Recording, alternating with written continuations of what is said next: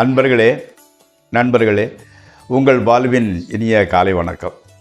இன்று அதாவது மார்ச் 11 மாசி மாதம் 28 திங்கட்கிழமை.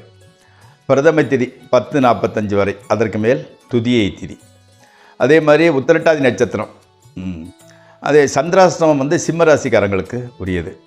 ராகு காலம் காலையில் 7:30 9 வரைக்கும், யமகண்டம் 10:30 12 வரைக்கும். நல்ல நேரம் காலையில் 6:30 7:30 வரைக்கும், சாயங்காலம் 4:30 5:00 வரைக்கும். இது போடக்கூடிய நிறம் வெள்ளை, போடக்கூடாதது பச்சை. அதே மாதிரி சாப்பிட வேண்டியது கீரை அல்லது எள்ளு.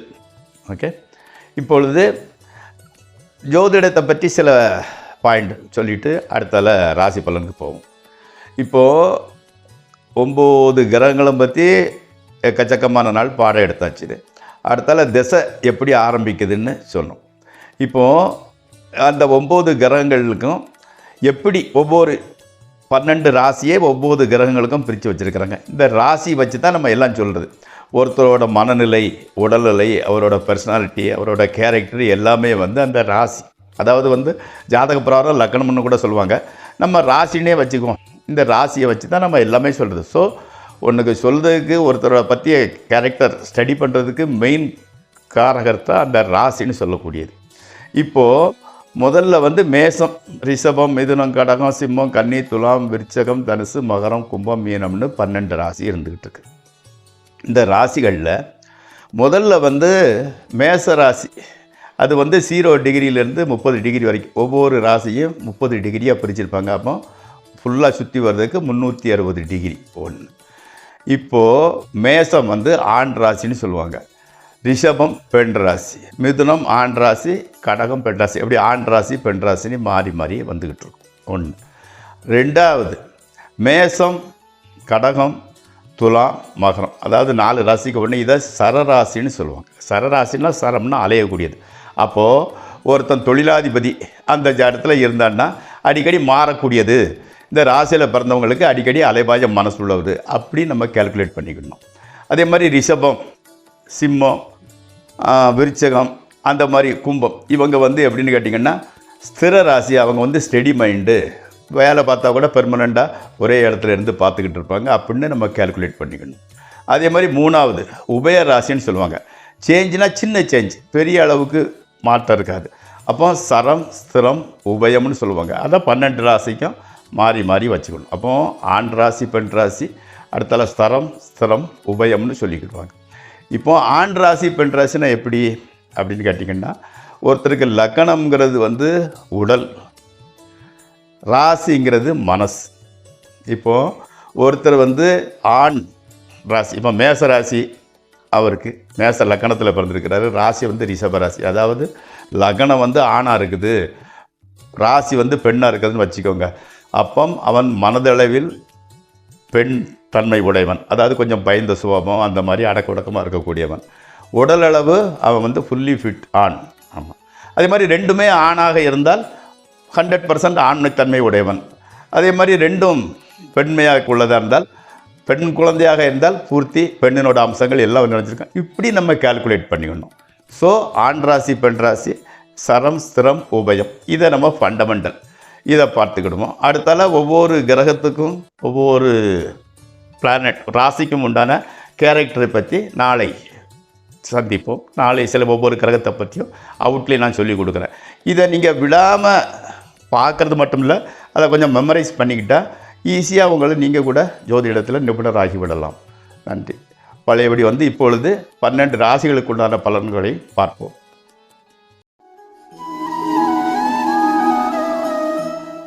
இப்பொழுது 12 ராசிகளுக்கு உண்டான பலனை பார்ப்போம். முதலில் மேசராசி. அதே மாதிரி எப்படின்னா, உங்களுக்கு தூரதேச பிரயாண வாய்ப்பு, அதாவது ஃபாரினுக்கு போகிற சான்சஸ் வந்துக்கிட்டு இருக்குது. ஆமாம். அதே மாதிரி அந்த ஸ்போர்ட்ஸில் இருக்கிறவங்களுக்கு எப்படின்னா ஒரு நல்ல வாய்ப்பு, அதாவது வெளிநாட்டில் போய் பண்ணலாம், வேறு ஊரில் போய் அதாவது விளையாட்டு போட்டிகளில் கலந்துக்கிறதுக்கு உண்டான வாய்ப்பு. ஸோ அதன் மூலம் ஸ்போர்ட்ஸ் கோட்டாவிலேயே உங்களுக்கு வேலைலாம் கிடைக்கிறதுக்கு நிறைய வாய்ப்புகள் இருந்துக்கிட்டு, அதை உபயோகப்படுத்திக்கோங்க. அதே மாதிரி நண்பர்கள் வந்து உங்களுக்கு சப்போர்ட்டிவாக இருந்துக்கிட்டு இருக்கிறாங்க. இன்ஜினியரிங் படிப்பு படித்தவங்களுக்கு வந்து வேலை வாய்ப்பு ரெடியாக இருந்துக்கிட்டு இருக்குது. படித்த படிப்புக்கும் உங்களுக்கு கிடைக்க போகிற வேலைக்கும் சம்மந்தமே இல்லை. பட் ஏதோ ஒன்று வேலை கிடைக்குது, நீங்கள் ஜாயின் பண்ணிக்கோங்க. ஓகே. அடுத்து ரிஷபராசி. எதிர்பாராத இடத்துலேருந்து பணவரவு வருது. ஆமாம். ஹஸ்பண்ட் அண்ட் ஒய்ஃப் ரிலேஷன்ஷிப் கூட உங்களுக்கு நல்லா இருந்துக்கிட்டு இருக்குது. மாணவர்களுக்கு வந்து மெமரி பவர் வந்து நல்லா பிக்கப் ஆகிட்டு வந்துக்கிட்டு இருக்குது. ஸோ நீங்கள் வந்து முயற்சி செய்ய செய்ய அது ஆட்டோமேட்டிக்காக பிக்கப் ஆகிடுது. ஓகே. அதே மாதிரி வந்து பிரயாணத்தில் வந்து சலிப்பே இருக்கிறது இல்லை. நீங்கள் பாட்டு சுற்றிக்கிட்டே தான் இருந்துக்கிட்டு இருக்கிறீங்க. வாழ்வில் வந்து எப்படின்னா, அதே மாதிரி வந்து ஒரு அசையா சொத்தில் முதல்ல முதலீடு பண்ணுறதுக்கு ஒரு வாய்ப்பு வருது. தூக்கக்குறைவு, ஜாஸ்தி நேரம் தூங்குறதே இல்லை. கொஞ்சம் தூங்குகிற நேரத்தை அதிகப்படுத்திக்கோங்க. அடுத்து மிதுன ராசி. நண்பர்களுக்கு மத்தியில் கெட்ட பெயரை சம்பாதிக்கும் ஒரு சூழ்நிலை வந்துக்கிட்டு இருக்குது. இது வரைக்கும் நல்ல பேரோடு இருந்துக்கிட்டு இருக்கிறீங்க. ஃப்ரெண்ட்ஸு சர்க்கிளில் கொஞ்சம் கெட்ட பேர் வர்றதுக்கு உண்டான வாய்ப்பு வருது. கொஞ்சம் உஷாராக இருந்துக்கோங்க. ஆமாம். அந்த செய்கிற தொழிலில் கொஞ்சம் ஒரு தடுமாற்றம். ஆமாம். அதை வந்து மாற்றக்கூடிய சாமர்த்தியம் உங்களுக்கு இருக்குது. அதெல்லாம் மாற்றிக்கிட்டுறீங்க. இல்லை முன்னாலே எச்சரிக்கணும் இல்லையா? அதனால் சொல்லிக்கிட்டு இருக்கிறேன். அதே மாதிரி வந்து உங்கள் ஃப்ரெண்ட்ஸு உங்கள் சர்க்கிளில் உள்ளவங்க உங்களுக்கு சப்போர்ட்டிவாக இருந்துக்கிட்டு இருக்கிறாங்க. அம்மாவோட ஹெல்த்து தான் கொஞ்சம் பிரச்சனையாக இருந்துக்கிட்டு இருக்குது. மற்றபடி ஓகே. அடுத்து கடகராசி. ஃபாரின் போகிறதுக்கு எல்லாம் ரெடி ஆகிட்டு அதில் ஒரு சிக்கல் வந்துக்கிட்டு இருக்குது. அதனால் போகிறது கொஞ்சம் டிலே ஆகிக்கிட்டு இருந்துக்கிட்டு இருக்குது. உத்தியோகத்தில் கூட சின்ன சின்ன பிரச்சனைகள் இருந்துக்கிட்டு இருக்குது. மனசில் வந்து இப்போ தான் முதல்ல கொஞ்சம் தைரியம் வந்து கொஞ்சம் கம்மியாக இருக்குது. ஒரு குழப்பமான சூழல் இருக்கிறதுனால ஒரு மனோதைரிய குறைவுன்னு சொல்லலாம். அதே மாதிரி வந்து அந்த உத்தியோகத்தில் வந்து சிக்கலான பிரச்சனை எதுவும் கிடையாது. மாமூலாக ரெகுலராக தான் போயிட்டு வரீங்க. அதில் சீரியஸான பிரச்சனை இல்லை. நீங்கள் வந்து கண்டிப்பாக வந்து ஆஞ்சநேயர் கோயிலுக்கு போயிட்டு வரணும். வாங்க, உங்களோட நெகட்டிவ் இதெல்லாம் கம்மியாகிடும். அடுத்து சிம்மராசி. அதே மாதிரி வந்து காட்ராக்ட் சர்ஜரி, அதாவது புரை அகற்றம்னு சொல்லுவாங்களே, கண்ணில் வந்து அந்த காட்ராக்ட் சம்மந்தப்பட்ட சர்ஜரி பண்ண வேண்டிய சூழல் இருந்துக்கிட்டு தாமதிக்காமல் அதை செஞ்சுக்கோங்க. அதே மாதிரி வந்து அந்த பர்டிகுலராக வந்து ரைட் ஐ பார்வை வந்து ரொம்ப கம்மியாகிட்டு இருக்குது. அப்பா வழி முன்னோர், அப்பா வழி தாத்தாவோ பாட்டியோ இல்லை கொள்ளு தாத்தாவோ யாரோ அப்பா வழி முன்னோர் ஒருத்தர் வந்து உடல்நிலை வந்து ரொம்ப இருக்கிறாரு. அவரை பார்க்க போக வேண்டிய சூழலை வருது. ஆமாம். மனைவியோடு வந்து ரொம்ப ஜாஸ்தி பேச வேண்டாம். எது சொன்னாலும் கொஞ்சம் ஆர்கியூமெண்ட்டாக வந்துக்கிட்டு இருக்குது இது. அடுத்து கன்னியாராசி. ட்ரேடிங்கில் வந்து எப்படின்னா, காலையில் வர லாபம் வந்து சாயங்காலம் கம்மியாகிடுது. அதனால் எப்போ எந்த நேரம் அதை முடிச்சுட்டு வெளியே வரணுமோ அதை அந்த நேரத்தில் வெளியே வந்துடுங்க. ஆமாம், உஷார். அதே மாதிரி வந்து அந்த கன்ஸ்ட்ரக்ஷனு, சிமெண்ட்டு, ஹார்ட்வேரு இந்த மாதிரிப்பட்ட சூழ்நிலையில் உள்ளவங்களுக்கு நல்லா கை கொடுக்குது. அந்த பிஸ்னஸ் நல்லா போகுது. ஆமாம். மாணவர்கள் வந்து படிப்பில் வந்து கொஞ்சம் ஜாக்கிரதையாக இருந்துக்கோங்க. வேலை இல்லாதவங்களுக்கு வந்து வேலை கிடைக்குது. உங்கள் கெப்பாசிட்டிக்கு விட கம்மியான ஸ்டாண்டர்டான வேலை தான் கிடைச்சிக்கிட்டு இருக்குது. அட்ஜஸ்ட் பண்ணிக்கிட வேண்டியது தான். ஆமாம். உடம்பு வந்து ரொம்ப இழைச்சி போயிடுது. ஏன்னா உங்களுக்கு வந்து ஒரு இன்ஃபீரியர்னாலே சரியாக சாப்பிடாமல் வைக்கிறோமோ கொஞ்சம் அந்த ஃபீலிங்கில் வந்து உடம்பு கொஞ்சம் இழைச்சி போய் இருந்துக்கிட்டு இருக்கு. அடுத்து துளாராசி.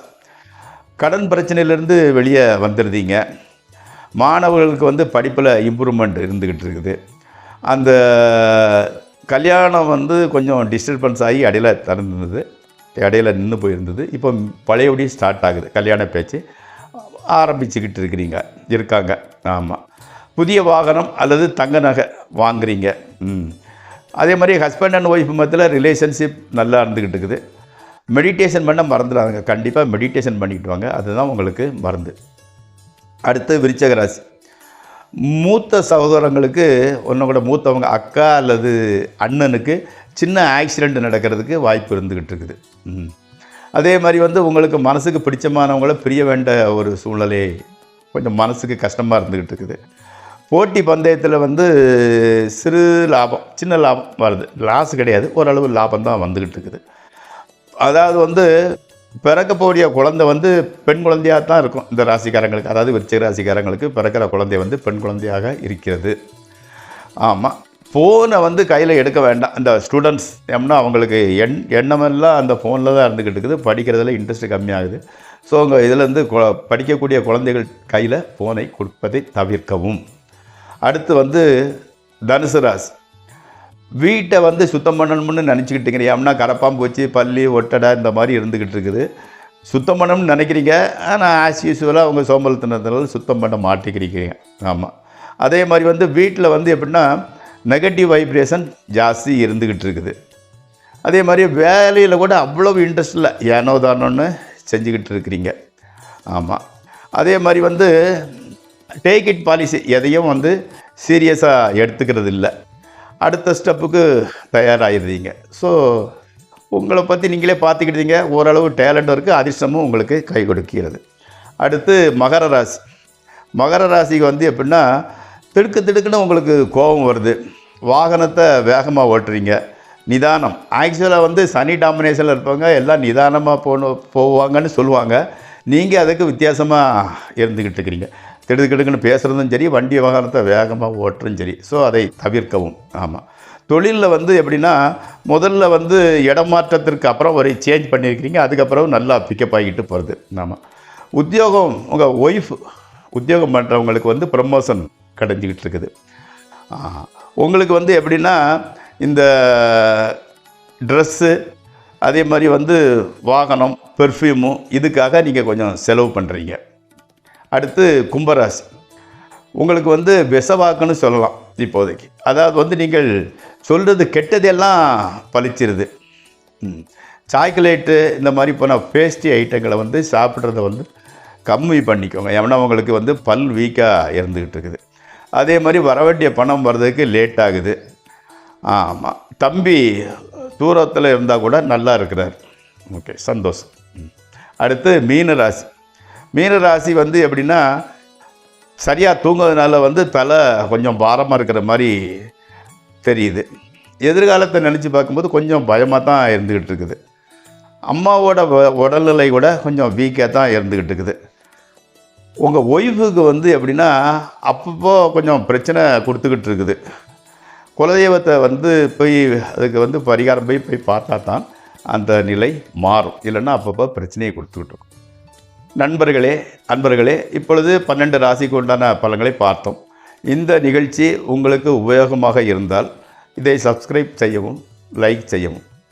உங்கள் பாலு. நன்றி. நாளை மீண்டும் சந்திப்போம்.